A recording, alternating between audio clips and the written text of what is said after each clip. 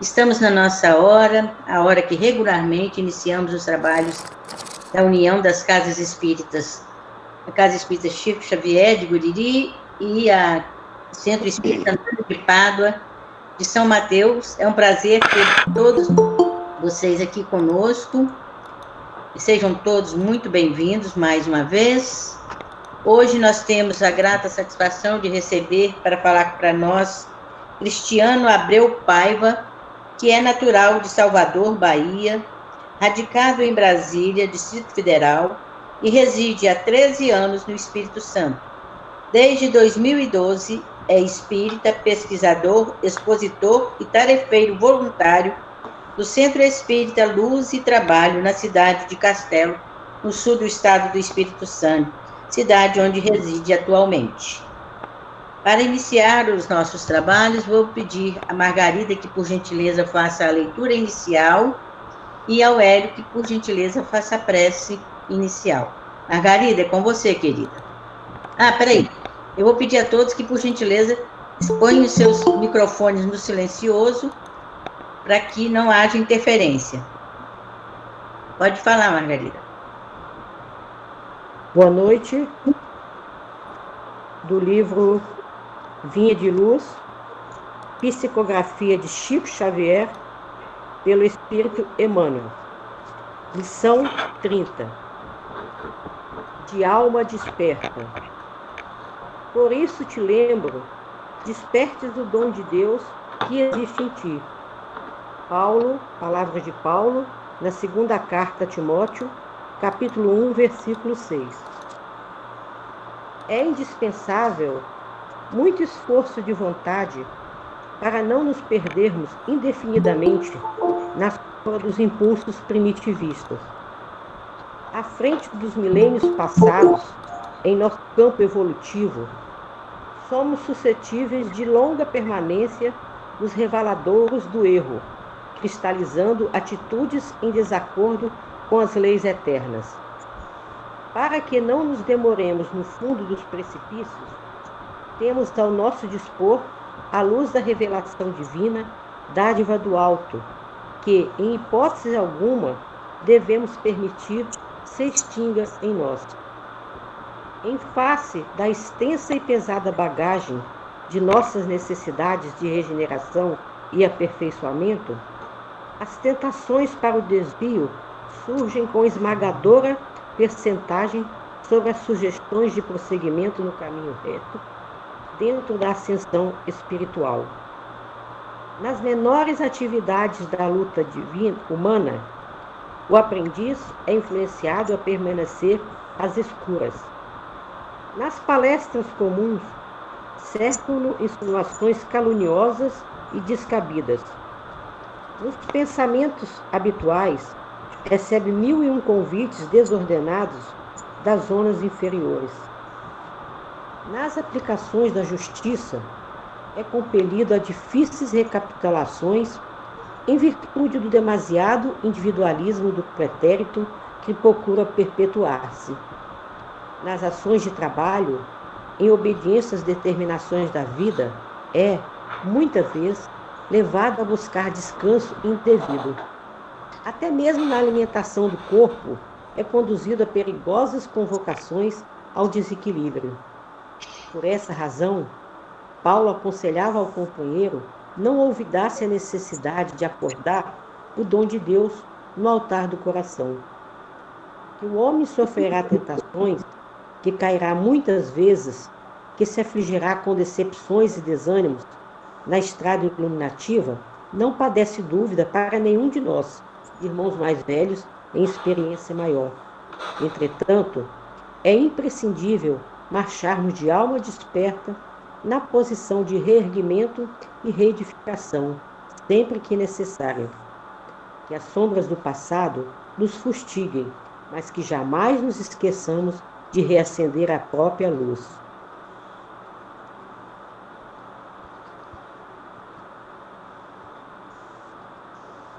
Boa noite, meus irmãos.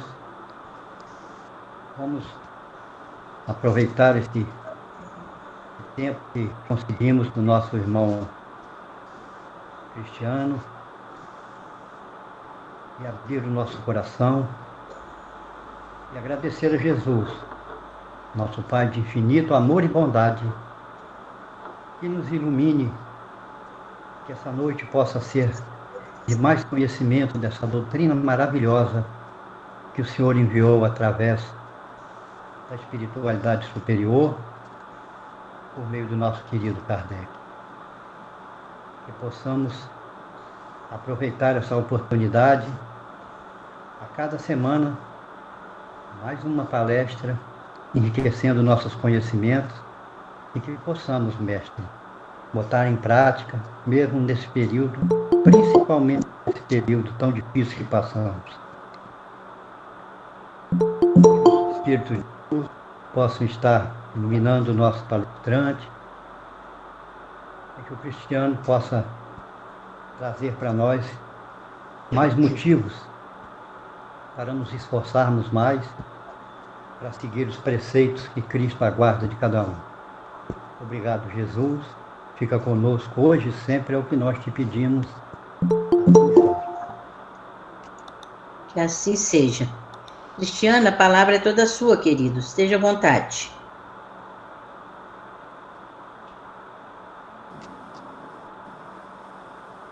Muito obrigado, Tereza. Gratidão aos companheiros. Gostaria muito de estar pessoalmente presente, mas a ocasião não permite, não é verdade? Então, antes de mais nada, eu gostaria aqui de externar a mais sincera gratidão pelo carinhoso convite. E o tema que nós vamos abordar na noite de hoje será referente à porta estreita. A dieta moral para a porta estreita, que é com base em duas passagens do Evangelho em que Jesus realiza esta analogia, esta expressão de linguagem simbólica se referindo à porta.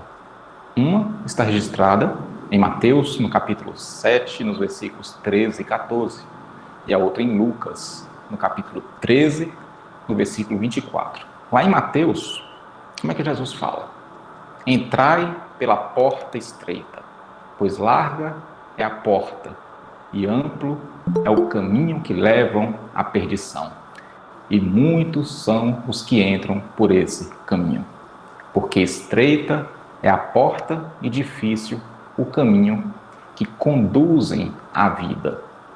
Apenas uns poucos encontram esse caminho. Pelo fruto se conhece a árvore. Esse é o registro que está em Mateus. E o registro que está em Lucas, Jesus falou da seguinte forma: esforçai-vos por adentrar pela porta estreita, pois eu vos asseguro que muitas pessoas procurarão entrar e não conseguirão. Uma das estratégias pedagógicas utilizada pelo divino pedagogo foi recorrer à simbologia, à metáfora. E essa é mais uma metáfora que Jesus se utilizou. Então, o propósito do estudo de hoje, ou os propósitos, porque nós teremos dois propósitos, quais são? O primeiro é desmistificar a ideia de reino de Deus, de vida eterna. Tirar da esfera da crença infantil e transcender para a esfera da racionalidade. Ou seja, migrar da fé cega para a razão. Esse é o primeiro propósito do estudo de hoje. Na segunda parte do estudo, qual será o propósito? O propósito será adquirir racionalidade em relação à dieta moral, para conseguirmos, enfim, passar de ano, ou seja, passar pela porta estreita. Quando Jesus fala que estreita é a porta e larga a estrada da perdição, nas entrelinhas, Jesus está falando, em verdade, que existe uma dificuldade nossa na execução das suas leis morais em razão do nosso atraso moral. Porque se Jesus estivesse se comunicando para uma comunidade de espíritos mais adiantados, certamente ele não deixaria essa mensagem. Por quê? Porque para os espíritos mais adiantados, a porta não é estreita, a porta é larga, a porta da salvação. Porque não existe dificuldade na execução das leis morais trazidas pelo Cristo. Então Jesus já deixou bem claro, mais ou menos, a nossa idade espiritual e as dificuldades que nós temos em praticar suas leis, as leis de Deus que Ele trouxe para nós, né? Então, para se alcançar o cerne da mensagem de qualquer passagem do Evangelho, o estudioso precisa se dotar de 2 conhecimentos básicos fundamentais. O primeiro é o conhecimento das realidades espirituais, e este, em tese, nós o temos, porque foram trazidas pela doutrina espírita. Um outro tipo de conhecimento que nós temos que nos dotar para alcançar, para extrair o espírito da letra, é o conhecimento cultural, o conhecimento da cultura do povo judeu. Esse, poucos têm, e quando tem de forma muito superficial. Mas Jesus se comunicou com o povo judeu, o povo da Galileia. E é de fundamental importância que, para nós o compreendermos, que nós nos coloquemos no lugar dos ouvintes de Jesus.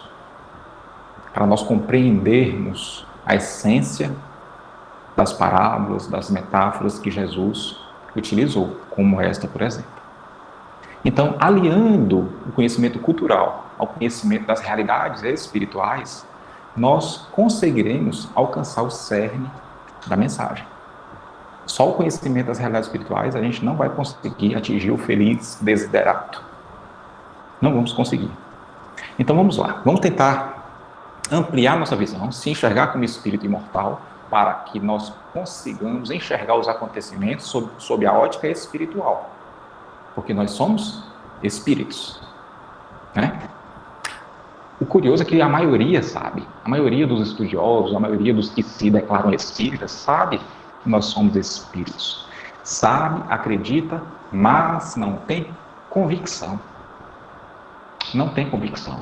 Porque quando a criatura se olha no espelho, ele ainda acredita ser aquele pedaço de carne que está ali refletido. Nós temos que colocar em mente que nós não somos um corpo munido de um espírito, mas um espírito munido de mais um corpo. Nós temos que adquirir este hábito de enxergar a nós mesmos da forma que genuinamente nós somos. Um espírito munido de mais um corpo. Um espírito que traz em seu bojo, traz na sua bagagem, experiências de muitas e muitas existências. A gente tem que começar a enxergar isso. Para quê? Para que a gente consiga enxergar o infinito do passado e o infinito do futuro. Será que a gente já consegue se posicionar na linha do tempo da nossa jornada evolutiva? Será que a gente consegue se posicionar e mostrar, conseguir enxergar a que ponto nós nos encontramos ali? Em qual série espiritual? As dificuldades que nós temos para poder passar de ano, a gente já consegue se posicionar. A gente tem que começar a enxergar os acontecimentos com os olhos do espírito para enxergá-los com mais lucidez. Vamos lá. Nós estamos aqui hoje na qualidade de alunos. Todos nós somos alunos. Porque todas as experiências que nós vivenciamos são para atender a um único propósito, que é o propósito de autoaprendizado. Então, todos nós somos alunos. Estamos aqui, neste educandário planetário, que nós nos habituamos a chamar de Terra, para realizar mais um ano letivo. Então, a gente tem que compreender em que posição nós nos encontramos hoje no processo evolutivo, na trajetória evolutiva, para compreender essa fala de Jesus. Vamos lá. Estamos aqui hoje matriculados em mais um educandário, aqui na Terra, né? Mas será que aqui é o nosso primeiro educandário? Será que aqui é o nosso primeiro educandário? Quem foi matriculado num dado momento aqui, isso quer dizer que aqui não é o nosso educandário. Porque eu já me deparei com muitos estudiosos da doutrina espírita que acreditam que nós somos nativos da Terra. Isso aí vai contra as informações que a doutrina espírita trouxe para nós, contra a lógica, contra a razão. Então não tem o menor cabimento de a gente ser nativo da Terra. E a gente vai comprovar. Questão 172 do Livro dos Espíritos, o que Allan Kardec pergunta? As nossas diversas existências corporais se verificam todas na Terra? Qual a resposta do Espírito da Verdade, do Espírito de Verdade? De forma categórica. Não. Não. E ele continua. Vivemos-las em diferentes mundos. As que aqui passamos não são as primeiras. Quem trouxe um caderninho aí, anota. Informação do Espírito de Verdade, questão 172. As experiências que aqui passamos na Terra não são as primeiras, nem as últimas. São, porém, das mais materiais e das mais distantes da perfeição. As experiências que nós passamos daqui na Terra são das mais distantes da perfeição. Corrobora com a informação de Jesus. A porta para vocês é estreita. Por quê? Porque as experiências que vocês vivem aí nesse mundo atrasado estão das mais distantes da perfeição. Então você viu que o Espírito de Verdade não deixa dúvida, né?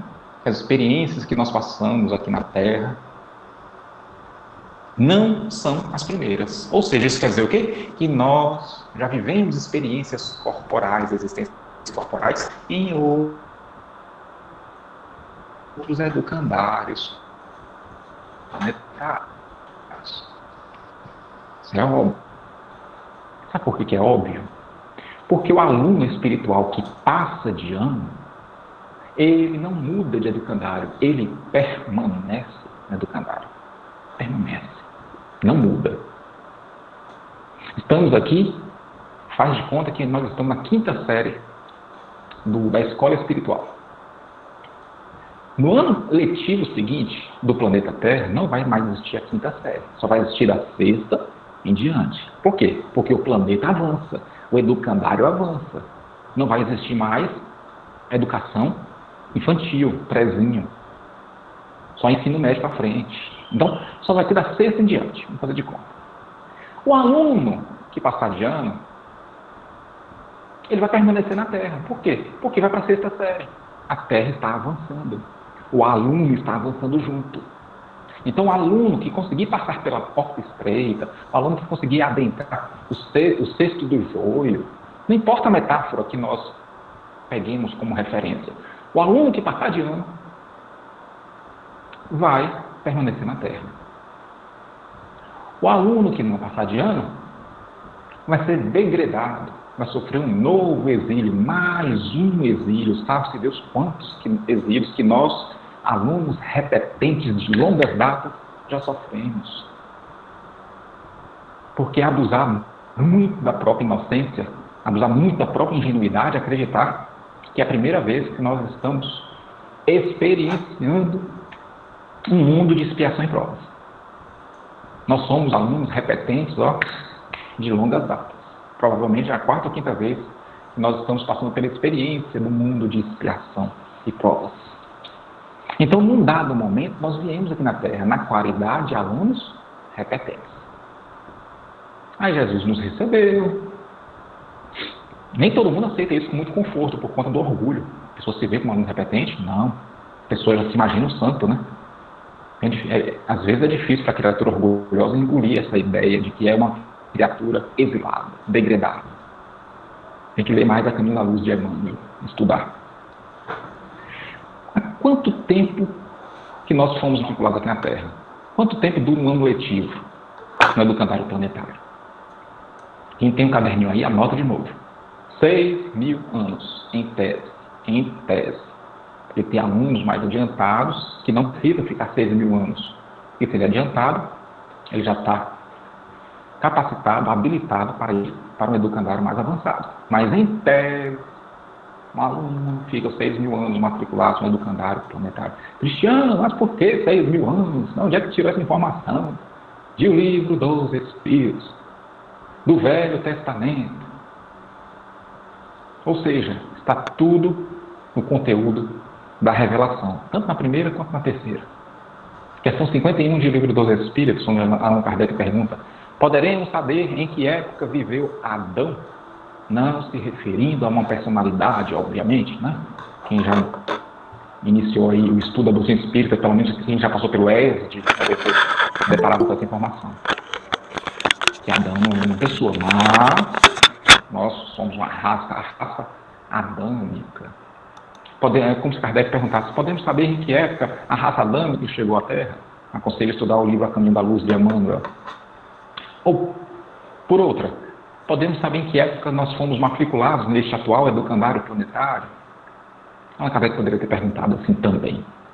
Resposta do Espírito de Verdade: mais ou menos na que lhe assinais. É como se ele falasse mais ou menos naquela que você já conhece, que você já assina embaixo. Você já conhece, já tem a resposta lá no Velho Testamento, no livro de Gênesis, de Moisés. É como se o Espírito de Verdade respondesse dessa forma, mais ou menos naquela que você já assina, que você já concorda. 2 pontos. Cerca de 4.000 anos antes de Cristo. Porque no Velho Testamento, no livro de Gênesis, tem informação de que o planeta Terra foi criado 4.000 anos antes de Cristo. Então, 4.000 anos de Cristo, mais 2 costuma dar 6. Há 6.000 anos, nós fomos matriculados aqui nesse atual educandário, viemos para cá na qualidade de alunos repetentes. Chegamos aqui, Jesus nos colocou todos sentadinhos no pátio, tirou um lenço do bolso, porque nós estávamos ouvindo choros e rangeiros de dentes. Explicou o motivo daquele novo exílio. De novo, vocês vão repetir aqui de ano, de novo vocês vão repetir a 5ª série, de novo vocês vão se deparar com o conteúdo da primeira revelação, que vocês vão chamar novamente de Velho Testamento, ou para os judeus o Torá. Depois vocês vão se deparar com o conteúdo do 2º trimestre, vocês vão poder chamar de Boa Nova, Novo Testamento. E depois com o conteúdo da terceira revelação, que mais tarde vocês irão chamar de Cristianismo Redivivo, ou doutrina espírita, pouco importa o nome, mas de novo vocês vão ver o roteiro de redenção espiritual que vocês já viram em outros educandários. Novamente. Não vai ter nenhuma surpresa. O conteúdo vai ser o mesmo, idêntico, inclusive na forma de passar. Primeira revelação, 2ª, 3ª. Cristiano, mas por que você está afirmando que nos outros educandários, nos outros mundos de expiação e prova, o conteúdo é o mesmo? Por uma questão de raciocínio lógico. Um dos atributos da divindade que a doutrina espírita nos traz é que Deus é infinitamente justo. Então Deus não poderia ofertar para um educandário um conteúdo melhor e para o outro um conteúdo pior. Então, o conteúdo é o mesmo. A questão é, nós somos os mesmos alunos? O conteúdo é o mesmo, mas nós somos os mesmos, aquelas criaturas indisciplinadas, alunos indisciplinados, perfil de aluno repetente que só quer saber de ir para o recreio e lá permanecer? Essa é a questão. Porque o conteúdo é o mesmo em qualquer mundo de expiação e prova. Primeira revelação, 2ª, 3ª, Velho Testamento, Novo Testamento, doutrina espírita. É o mesmo. E nós somos os mesmos alunos, porque se a gente hoje estamos aqui no final do ano letivo, é como se a gente estivesse no ano letivo espiritual, no mês de dezembro, no dia 31, às 11h58. No finalzinho do ano letivo. E essa é a questão, nós somos os mesmos. Essa é a questão. Essa é a questão. Bom, o principal propósito agora é o que eu fiz? Refletir. O que eu fiz para repetir de ano nas outras ocasiões? Já que eu estou repetindo de ano aqui pela 4ª vez, eu não quero de novo, estar acima do peso na hora de adentrar o reino de Deus, o mundo em regeneração, o reino dos céus, o Olan Rabá, pouco importa o nome. A gente que é espírita, já estudou antes, sabe que se trata da nova categoria que o planeta Terra irá adentrar, mundo em regeneração, né? Então, vamos falar em mundo em regeneração. O que eu vou precisar fazer para adentrar? Quando a gente faz um concurso público aí para a Polícia Federal, Polícia Militar, não tem uma das fases do concurso, não é fazer a fase de prova física, e só vai passar para a próxima fase se passar pela prova física. Seria mais ou menos a mesma coisa. Para adentrar um mundo em regeneração tem que passar por uma dieta. Tem que estar naquele peso moral. Se estiver acima, não entra. Porque não sei se contaram para vocês. A porta estreita que Jesus mencionou há 2000 anos não passou por reformas. A porta estreita continua estreita. Continua estreita. E aí vem a questão. Nós somos criaturas, presta atenção, gente. Nós somos criaturas personalistas. O personalismo é um dos filhos preferidos do orgulho. E por conta disso, muitos acreditam que está devidamente habilitado para passar de ano. Devidamente habilitado. Simplesmente por se considerar um homem de bem. Eu não mato, eu não assassino ninguém, eu não roubo, não estupro. Eu vou passar. Eu vou para o mundo da regeneração. Calma. Será? Cuidado com o personalismo. Sabe por quê?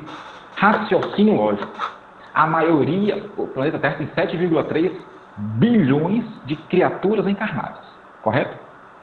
A maioria, anota no papelzinho aí que tem. A maioria é homem de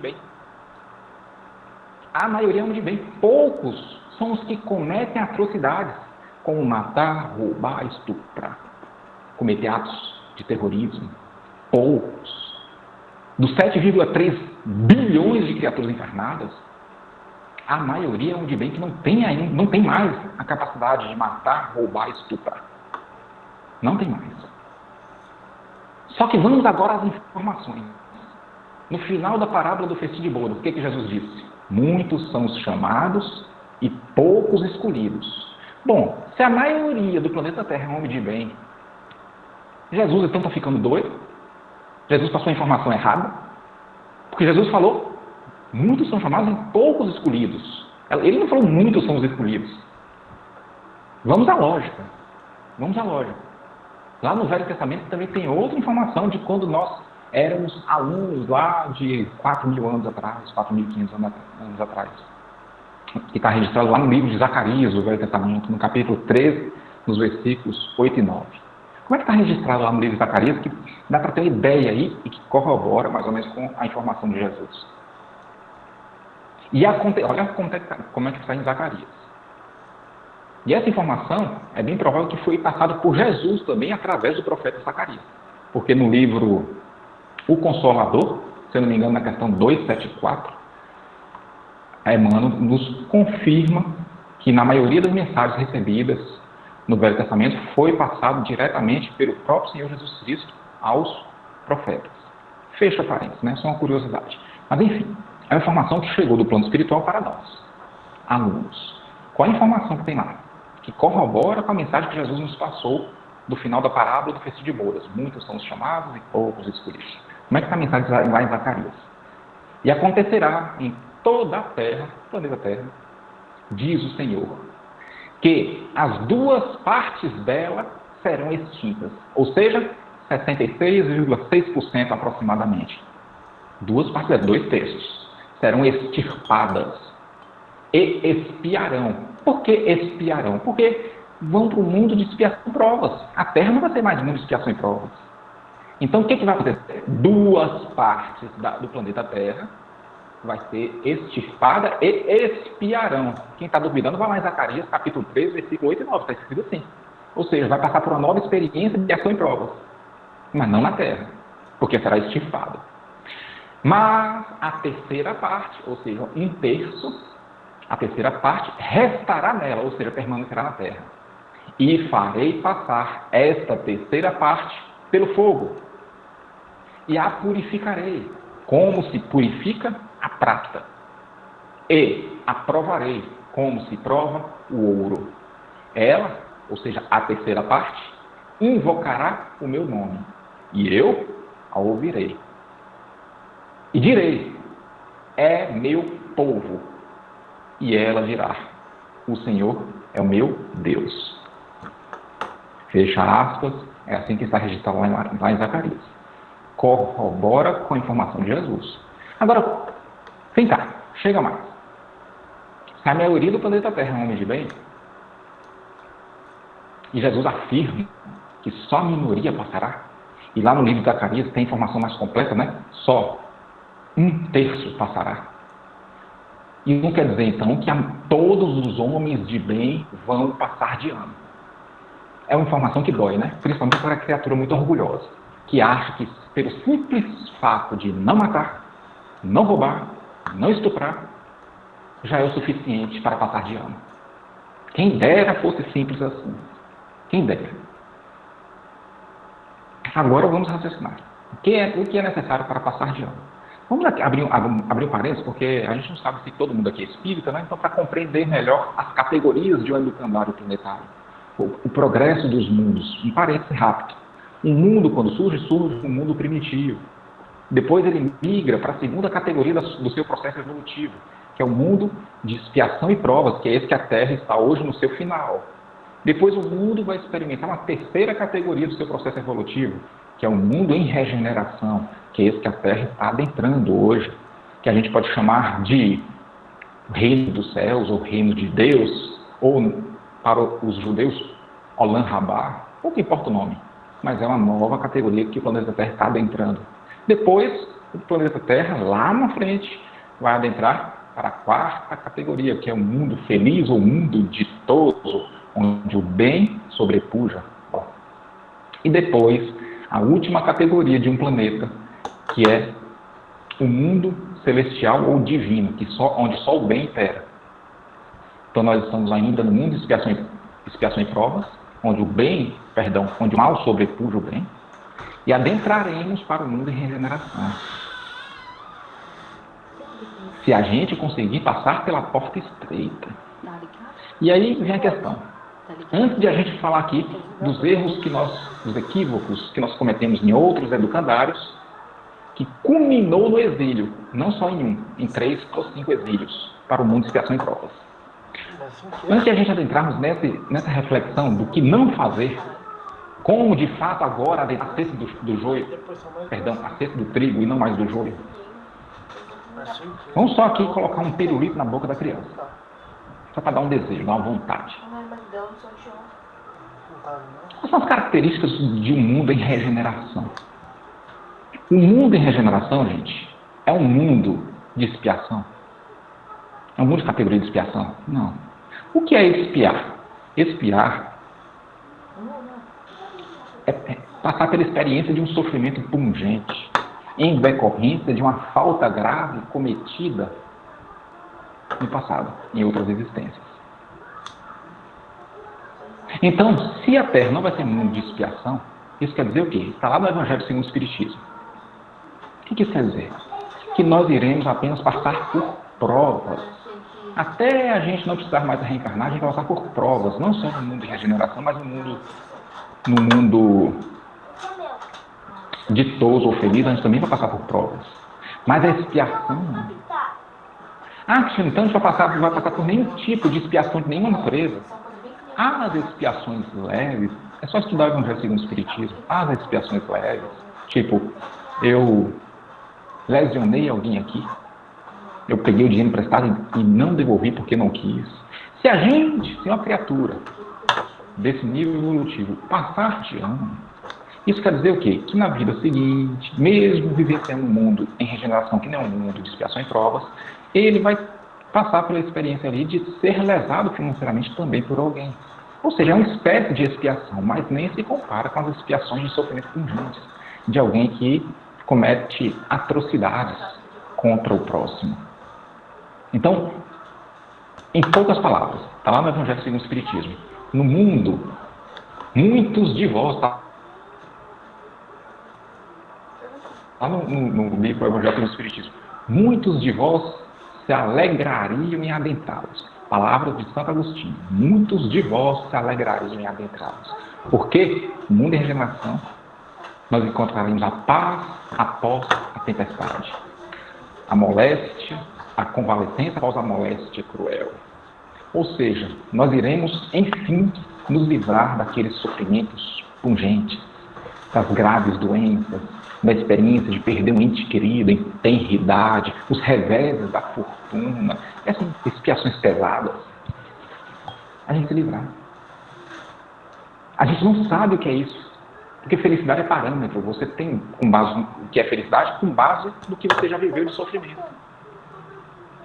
Eu estou me referindo aqui, gente, quem tem um caderninho aí anota, eu estou me referindo a uma felicidade ainda desconhecida.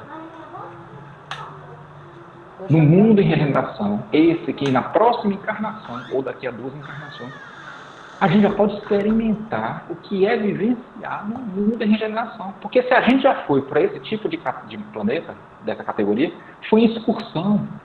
Só em excursão. Nunca nós habitamos, nunca esteve lá na qualidade de morador, de alunos efetivamente matriculados. É a primeira vez que a gente tem essa oportunidade. Porque a gente várias vezes já adentrou o cesto do joio. Várias vezes a gente se deparou com a porta estreita e não conseguiu adentrá-la. Agora é a primeira vez que a gente tem a real oportunidade de conseguir entrar. E vivenciar uma felicidade nunca antes vivenciada. Imagina aí, daqui a alguns anos, daqui a algumas encarnações, você não precisar mais colocar trancas nas portas, nem de casa, nem do carro. Por quê? Porque não vai ter roubo. Porque quem rouba vai ter que espiar na vida seguinte. O mundo em regeneração não é mundo de expiação. Então não vai ter roubo, não vai ter assassinato. Dá para imaginar um mundo desse? A gente já conseguiu imaginar várias vezes como nós éramos judeus, que a gente esperava pelo Olam Rabá, que o Messias instaurasse o Olam Rabá na Terra. Dá para imaginar? Sim. Por quê? Porque é ciência, é lei da natureza. A gente tem essa oportunidade de vivenciar nesse tipo de mundo. Agora, o que é necessário fazer para nos adentrarmos? Quais são os equívocos, quais são os erros que nós cometemos em outras encarnações, em outros educandários planetários, que culminou no nosso exílio, que a gente não pode cometer de novo? Basta ser um homem de bem, apenas um homem de bem? Não roubar, não matar, não estuprar, não cometer atos terroristas? Basta isso? Anota no caderninho aí. Não basta ser apenas um homem de bem. Porque se só bastasse ser um homem de bem, todos os homens de bem da Terra passariam de ano. Só que Jesus estaria equivocado, porque Jesus falou, muitos são chamados e poucos escolhidos. E Zacarias estaria errado também. Porque lá fala que 2/3 serão extirpados e expiarão. 66% vai sair da Terra. 33% vai ficar na Terra. Aí vem a mente equivocada. Não é Cristiano, só 33% vai ficar na Terra, então quer dizer que de 7,3 bilhões de pessoas só vai ficar 2 e pouco. Não, gente. Existe uma coisa, não sei se é chamada reencarnação. Espíritos mais evoluídos que está agora, no final de um mundo de regeneração, mas não estão suficientemente capacitados para adentrar um mundo ditoso, um mundo feliz. Eles vão vir para a Terra ocupar esses postos. Vai nascer através do ventre materno. Então a Terra vai continuar com 7,3 bilhões de habitantes. Só que os espíritos que reencarnaram na Terra serão espíritos mais evoluídos. Então 66% serão de espíritos mais evoluídos que estão vindo para cá. Isso está em várias obras espíritas, inclusive na doutrina espírita. Beleza. Nas obras básicas. A questão é, a gente vai fazer parte dos 33% que vai permanecer na Terra? É essa a questão. A gente não tem que se preocupar com 66% que vem de fora para cá. A gente tem que se preocupar de novo não entrar na cesta do joelho. Agora, adentrando para o final da palestra. O que a gente tem que fazer para não repetir de ano de novo? O que a gente tem que fazer? Agora, estou falando sério. Quem tem um caderninho anota, porque são três pontos fundamentais que a gente tem que se atentar para não repetir de ano. 3. Vamos ouvir com racionalidade. Raciocínio lógico. Primeiro, nós estamos adentrando o mundo em regeneração, correto? Um mundo em regeneração. A casa está destruída. Não pode permanecer na casa as pessoas que continuarão a destruindo. As pessoas que não colaboram para a regeneração da casa, do hábitat, do planeta, não podem permanecer. Isso é raciocínio lógico. Mas a pessoa é homem de bem, ele não mata, ele não rouba, ele não estupra. Mas ele também não colabora para a melhoria do hábito. Porque do ponto de vista da Terra, não sei se vocês sabem, não existe lá de fora, só existe lá de dentro. Então aquela criatura que não adquiriu o perfil verdadeiramente de criatura regeneradora, ele pode ser santo. Não precisa matar, ele vai ser exilado. Mas é homem de bem. É homem de bem, mas está colaborando para a destruição do planeta. Fica 2 horas no chuveiro, com o chuveiro ligado.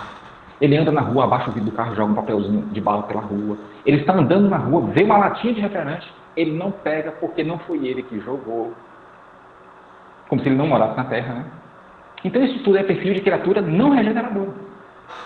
É perfil de criatura degeneradora. Degeneradora. Porque a criatura regeneradora abaixa e pega a latinha que ele não jogou e anda quanto tempo for necessário com a latinha na mão para poder jogar no lixo. Jamais joga um papelzinho de bala na rua. Jamais vai fazer algum tipo de atividade que seja um desperdício de água, etc. Então, adotar um perfil de criatura regeneradora é o primeiro requisito. Não basta ser só homem de bem. Anota o que eu estou falando. E se você ficou desconfortável, nem cheguei lá ainda, no ponto do desconforto. Daqui a pouco. Primeiro ponto é adotar o perfil de criatura regeneradora. Segundo ponto. Existem virtudes que só podem... Isso é sério. Isso aí tinha que anotar, né? Vai ficar gravado aqui, depois você vai lá no vídeo e anota. Existem virtudes que só podem ser desenvolvidas em mundos de expiação e provas.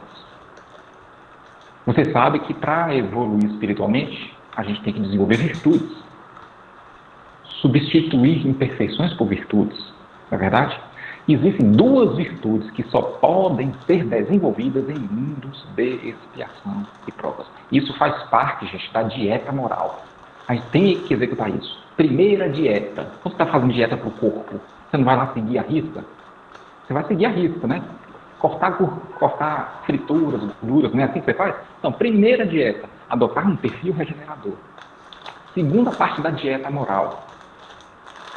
Existem 2 virtudes que só podem ser desenvolvidas em mundos de expiação e provas. Você não vai conseguir desenvolver essas 2, se você ainda não as desenvolveu, em um mundo em regeneração. Você pode ser um Chico Xavier da vida. Você pode ser uma Madre Teresa de Calcutá. Você pode ser irmã Dulce. Se você não desenvolver essas 2 virtudes, você vai ser exilado. De novo, extirpado, como está lá em Zacarias, por mais que você seja um homem de bem evoluído. Sabe quais são essas 2 virtudes? Que andam juntos, que são irmãs? Compaixão e indulgência. Elas são irmãs. Cristiano, o que é compaixão? Eu preciso saber o que é o significado dessas palavras para poder desenvolver essas virtudes. O que é compaixão? O que é compaixão, gente? Compaixão vem de qual palavra? Compadecer. O que é compadecer? Padecer com, sofrer com. Exemplo. Eu tenho pão. Eu estou com fome. Se eu comer o pão inteiro, eu mato a minha fome, eu sacio a minha fome. Mas tem 2 pessoas ali na rua com fome também. Se eu dividir meu pão por 3, eu vou comer 1/3 do pão, eu vou continuar com fome, mas não vou morrer de fome. Mas vou continuar. Eu vou saciar um pouquinho da fome do sofredor A e vou saciar um pouquinho da fome do sofredor B, que está com muito mais fome que eu. Eu evitei que eles morressem de fome. Mas eu também estou com fome. Então isso quer dizer o quê? Que eu estou experimentando um pouquinho da dor do outro, quando eu resolvi ajudá-lo à custa de sacrifício. Porque esse é o verdadeiro valor da ajuda para criaturas atrasadas como nós. Questão 646 do Livro dos Espíritos. Basta estudar. O esforço só tem valor. Só estudar o óbolo da viúva também. O esforço só tem valor. A caridade só tem valor quando há esforço envolvido, sacrifício, renúncia. Fora isso, não conta nenhum crédito perante ao banco divino. Fecha parênteses. Se você acha isso um pouco irracional, estuda a questão 646 do Livro dos Espíritos. Então fui lá, ajudei, estou experimentando um pouquinho da dor do outro. Eu padeci com, o nome disso é compaixão. Não basta você passar na rua, eu vou colocar o nome daquele menino ali no livro de prece, aquele que está dormindo debaixo do viaduto. Você nem sabe, não teve nem a compaixão de ir lá e perguntar o nome dele. Você vai botar o que no livro de prece? Morador de rua da Avenida Ipiranga com São João? Se você nem foi lá perguntar, vai, pergunta o nome, oferta um prato de sopa. Você vai fazer igual o Chico Xavier, que pegava no colo, levava para casa, dava banho, não. Então, é sentir, é experimentar um pouquinho da dor do outro. E isso é compaixão.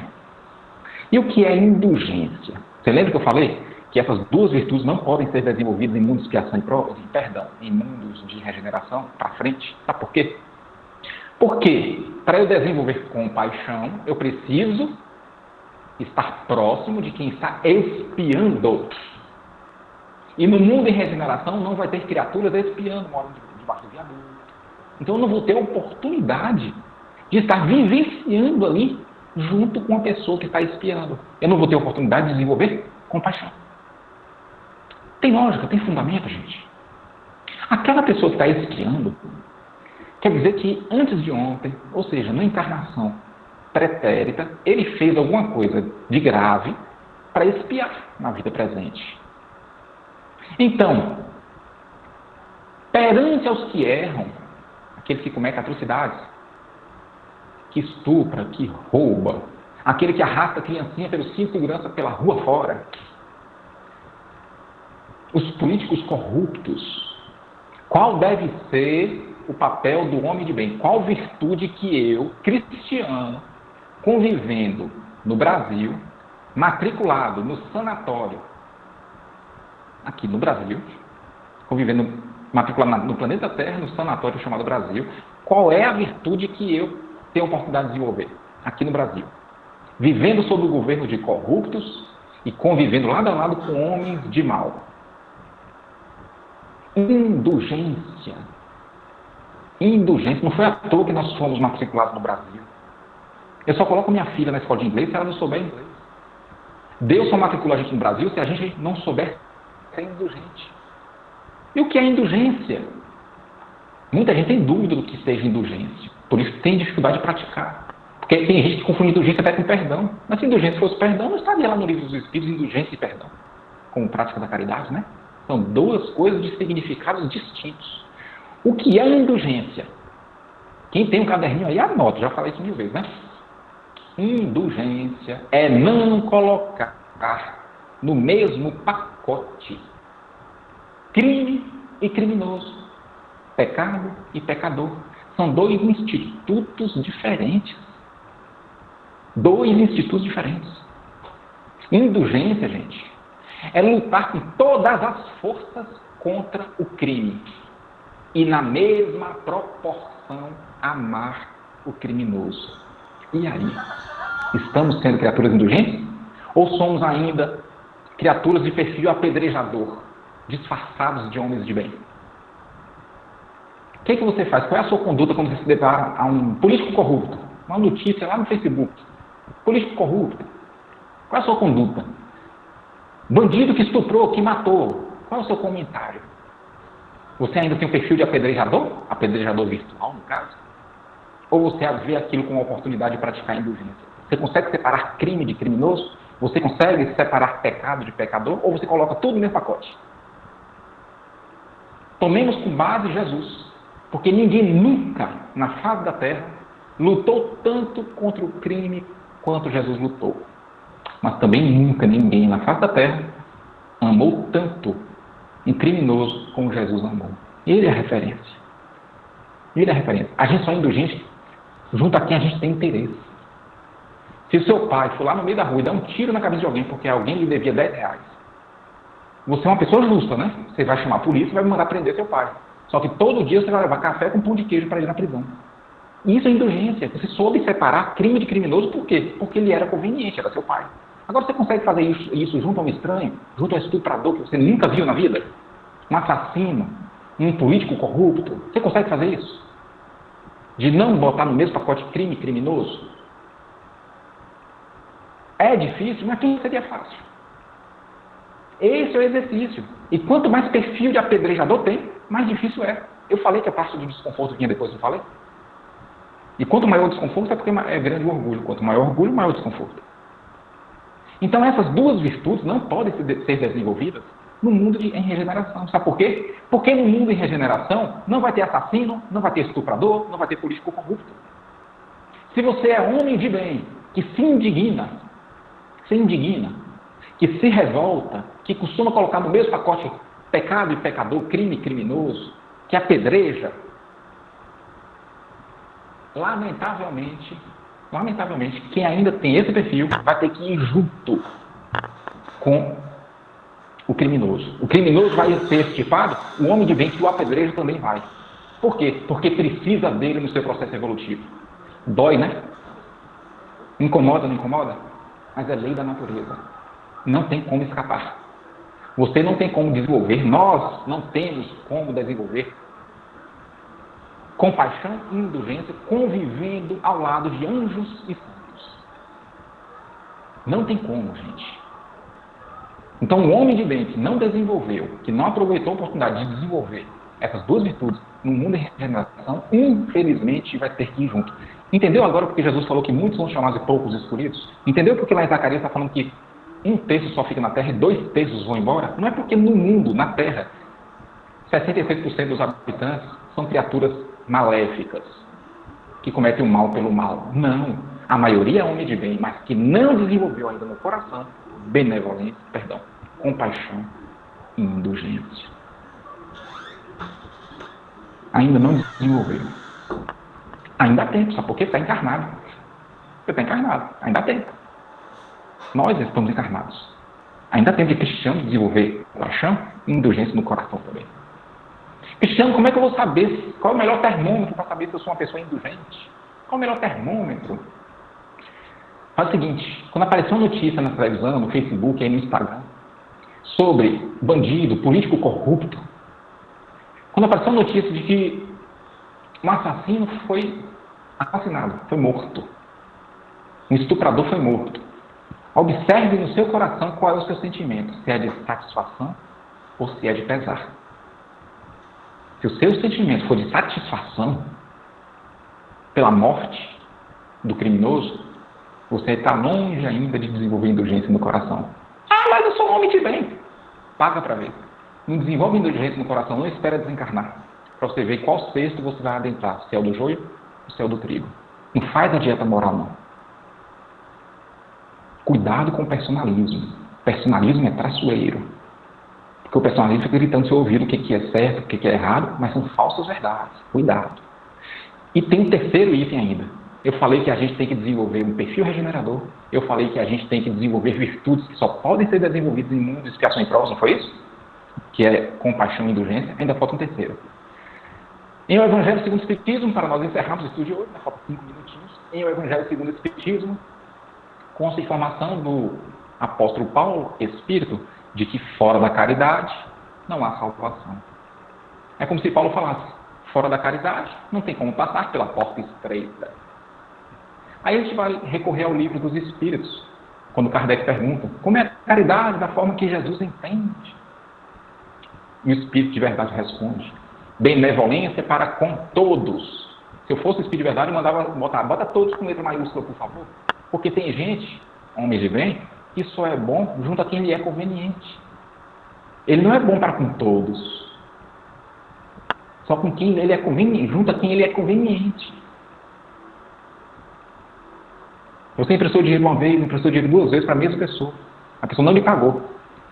Porque está passando por uma dificuldade. Ou moral, ou seja, não pagou porque tem má fé, então é uma dificuldade moral, uma doença moral, ou material, porque não pôde realmente. Não importa por que ele não pagou.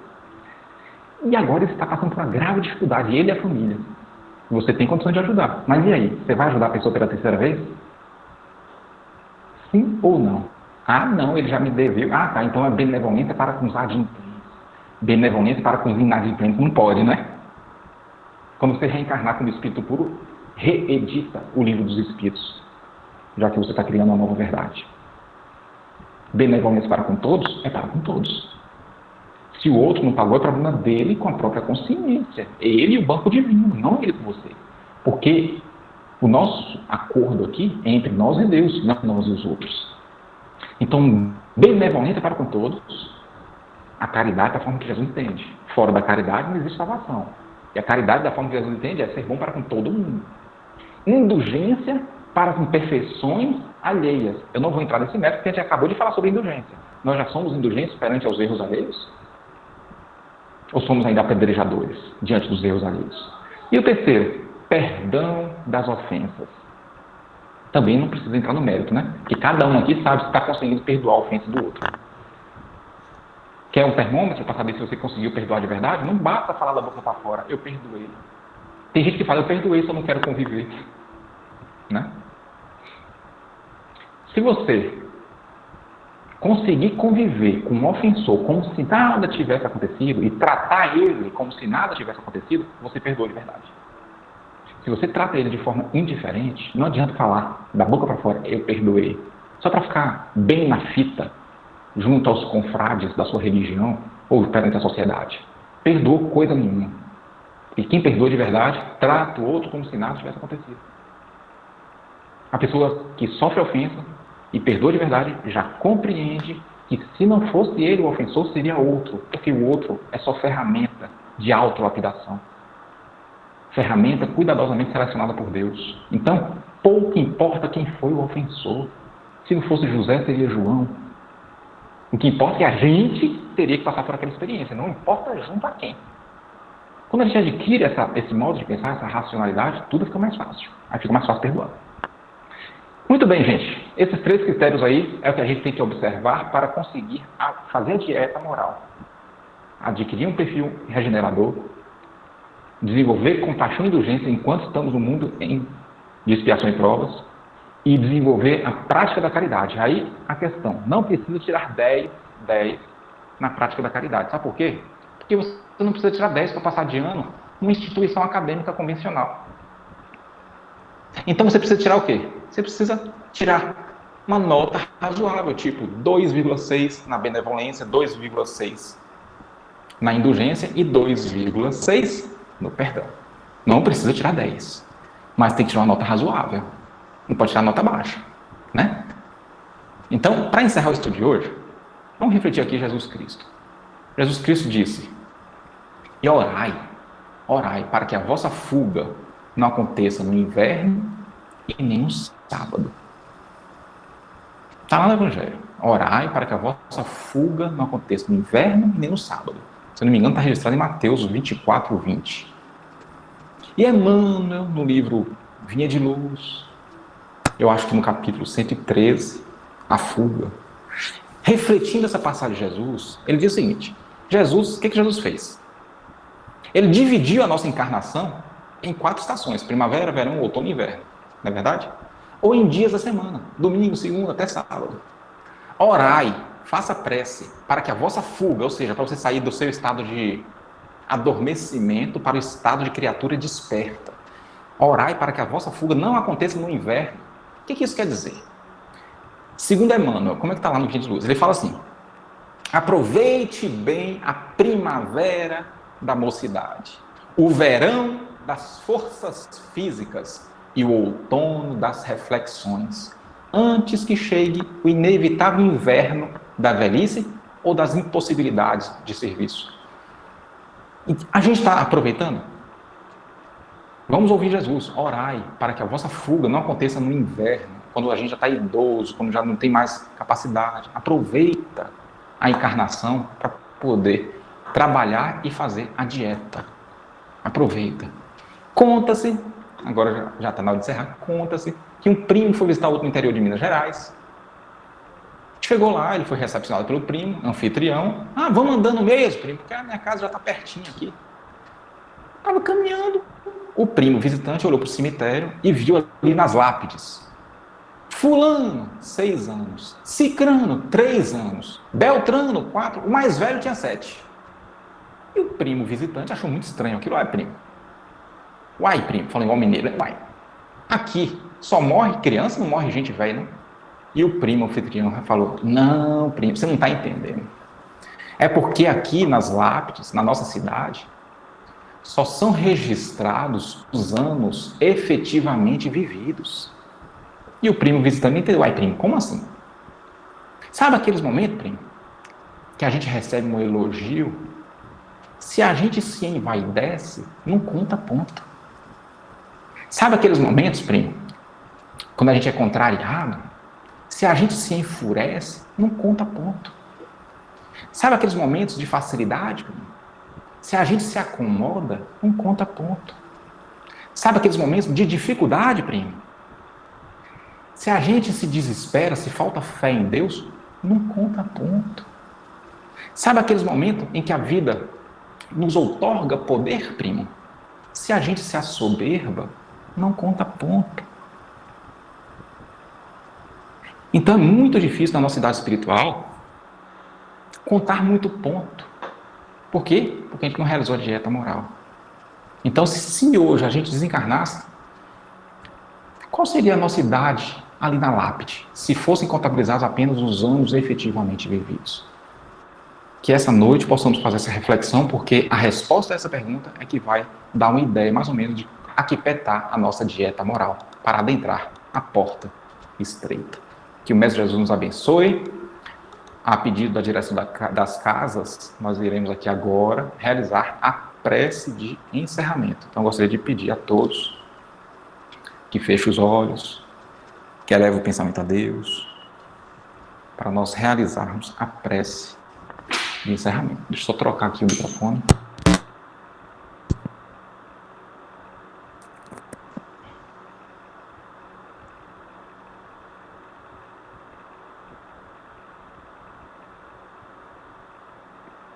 Vamos a prece.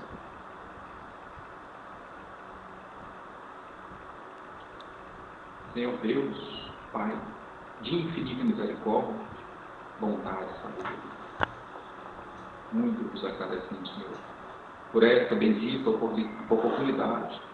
Estamos aqui hoje, mais uma vez, reunidos em vosso santo, pela bendita oportunidade de estarmos estudando o Evangelho do nosso Senhor Jesus Cristo, à luz do cristianismo divino, que tenhamos, Pai, lucidez para, nos momentos oportunos, colocarmos em prática tudo aquilo que foi refletido hoje, em nosso favor e em favor do próximo, principalmente.